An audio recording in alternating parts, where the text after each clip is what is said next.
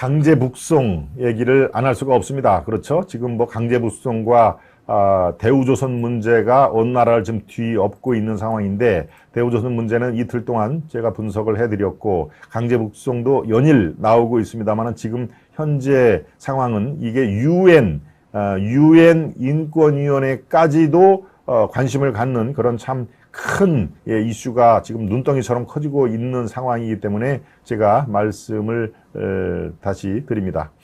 촛불 들고 나오면 이제 무조건 계엄령을 선포해야 합니다. KHH님. 그 당시에도 사실은 계엄령을 선포를 해야 된다. 이거 밀리면 안 된다라는 그런 그 움직임이 있었습니다. 계엄령 얘기까지가 나왔었죠. 그런데 계엄령은 이 득보다 실이 더 크다. 뭐 이런 주장하는 사람들의 목소리가 더 커서 계엄령은 없던 걸로 했습니다만은 촛불 그 집회가 2달 이상 광화문에서 열렸을 때 계엄령이라든가 강제 해산 이런 집회와 시위 금지가 되는 것이죠. 계엄령이 선포되면은 뭐 총칼 든 군인들이 이렇게 경비를 쓰는 것뿐만 아니라 집회 시위 자체가 금지가 되기 때문에 계엄령이 그렇게 큰 이 파장이 있는 것인데, 그 당시에 글쎄 만약에 계엄령이 이 선포가 됐다면 그게 결과가 어떻게 달라졌을까? 박근혜 대통령은 과연 탄핵을 면했을까 하는 그런 이 후일담이 지금 뭐 여기저기서 나옵니다만은, 글쎄요, 여러분들의 그 생각 어떠신지 참 궁금합니다. 네, 말씀 중에 장훈님, 장훈님의 소중한 정성을 또 보내주셨습니다. 장훈님, 최근에 아주 그 활약이 많으시죠?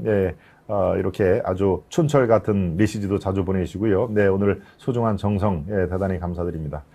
세븐님, 홍루이치빌님, 토미리스님, 봉화 고추농장님, 좋아요부터 누르고 참여합니다. 고추농장님 지금 들어오셨군요. 늦지 않았습니다. 천천히 보시기 바랍니다. 드론으로 물 많이 뿌리고 끄면 됩니다.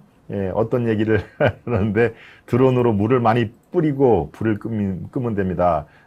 촛불 얘기를 하시는군요. 촛불 집회 때는 드론으로 물을 뿌리고 촛불을 끄면 됩니다 하는 얘기.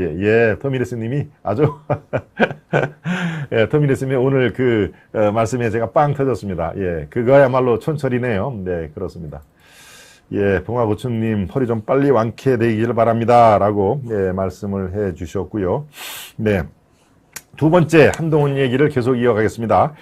강제 북송에 한동훈의 법무부가 팔 걷어붙이고 나섰다 하는 얘기인데요. 이게 어찌된 영문인지 제가 살펴드리겠습니다. 그 당시에 문재인의 청와대가 강제 북송 딱 3시간 전에 법무부에 법리 검토를 요청을 했다. 그럼 이 당시에 법무부 장관이 3년 전이니까 누굴까요? 박범계가 3년입니까? 추미애입니까? 추미애와 박범계 그 사이겠네요. 그죠? 추미애의 말년이겠던 박범계가 3년을 안 했으니까 추미애 때겠네요. 지금 제가 추론을 해보니까. 그 당시에 법무부 법리 검토를 요청한 게 지금 현재의 한동훈의 법무부 장관의 한동훈의 법무부에서 그 증빙 서류를 뒤밀었던 것입니다. 증빙 서류를 이제 발견했다는 얘기죠. 그 당시에 법무부도 강제 북송에 법리적인 근거가 없다라고 얘기를 했다는군요. 근거가 없어도 문재인의 청와대는 그거를 강압적으로 시행을 했다는 얘기입니다. 우리 신상현님, 지금 들어오셨네요. 김 박사, 더운 날씨 수고하십니다. 신상현님도 그렇군요. 어떤지 이해가 되시죠? 그 당시에 2019년이니까 지금 3년 전 11월 달에 문재인 정부가 북송 3시간 전에 그 당시에 법무부, 아마 3년 전이니까 추미애겠죠. 그렇죠? 박범계는 제 기억에 2년 정도 한 걸로 알고 있으니까요. 그 당시 법무부에 법률 검토를 요청한 것으로 나타났다. 그 당시 법무부는 강제 출국 조치할 법적 근거가 없다라고 회신을 했는데, 문재인의 청와대는 그것을 무시를 하고 북송을 강행했다는 얘기입니다. 그러니까 이 법무부의 이 법리적으로도 북송은 잘못된 결정이었다라는 것을 바로 한동훈의 지금 현 법무부가 증빙 서류까지 이렇게 제시를 한 그런 상황이신 거죠.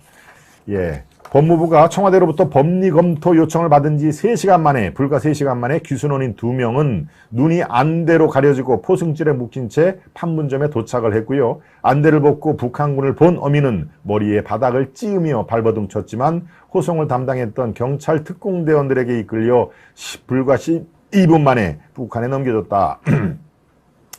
네, 바로 지금 당시 상황을 제가 설명을 해드렸고요. 이 사건 당시 통일부에 파견 근무하던 검사도 법무부 검토 내용과 비슷한 취지로 귀순 어민 강제 북송은 위법하다고 했지만 통일부에서 받아들이지 않은 것으로 전해졌다. 그러니까 예, 통일부, 법무부 이런 식으로 각 행정부서에서는 강제 북송 안 됩니다. 이거 문제가 많습니다. 그리고 현재 현행법으로도 이거는 법에 저촉이 됩니다. 라고 분명히 청와대 안보실에 이 직보를 했다는 얘기입니다. 직보를 했는데도 문재인의 청와대는 강제 북송을 강행했다 하는 얘기니까요. 네, 상당히 그 당시의 상황이 좀 적나라하게 지금 나와 있는 것이죠. 예, 또 한 가지 더 놀라운 사실이 있습니다. 북송, 예, 북한에게 되고 이 어민들, 당신들 쪽에서 넘어온 이 어민들 이걸 북송을 하겠다라고 북한에 통지를 했는데 2시간 뒤에 바로 김정은에게 부산에 오라고 초청장, 아세안 정상회담에 오라고 초청장을 보냈다는 사실이 다시 밝혀진 것입니다. 참 여러분 좀 아이러니컬하지 않습니까? 바로 이 강제 북송의 근본 원인을 뿌리를 찾아보니까 아하 이거였더라. 김정은을 한국에 데려오려고 아예 아부를 떤 것이다 라고 예, 제가 극한 표현을 쓰면서 설명을 드립니다. 딱 아귀가 맞아 떨어지죠. 어민 북송 통지문 2시간 뒤에 김정은에게는 부산에 오세요.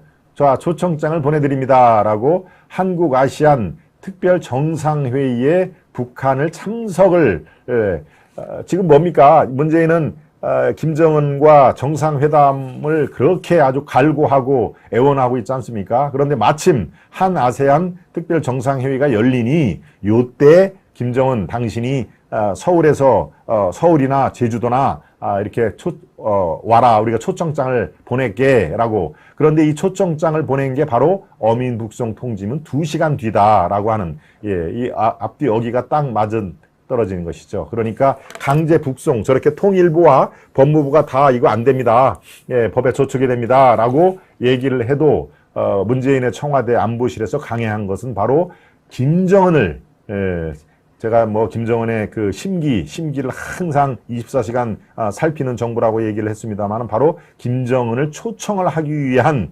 밑밥을 깐 거다라고 그렇게 얘기를 해도 크게 틀리지가 않습니다. 예, 상황이라든가 시간 정황을 보면은 그대로 나타나지 않습니다.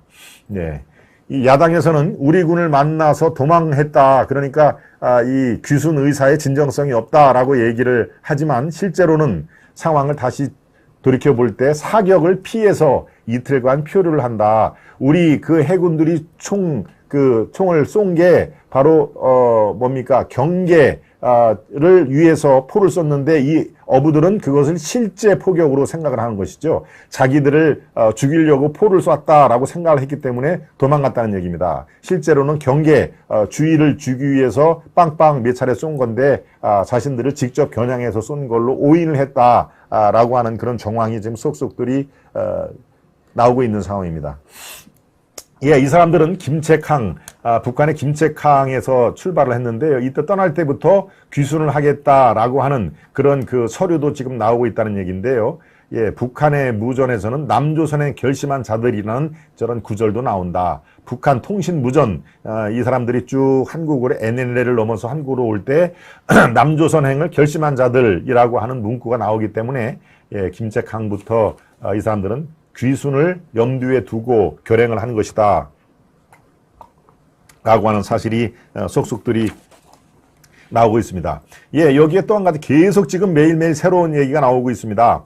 예, 바로 이 북송은 노영민 당시에 뭡니까 대통령 비서실장이죠. 예, 이번에 충청북도 지사에 나왔다가 김영환 지사에게 적지 않은 표차로 이렇게 불로를 삼킨 민주당 후보였는데 바로 당시에 강제 북송을 지금 이렇게 추적을 해봤더니 당시에 문재인의 비서실장이었던 노영민이 주재한 회의에서 강제 북송이 결정됐다.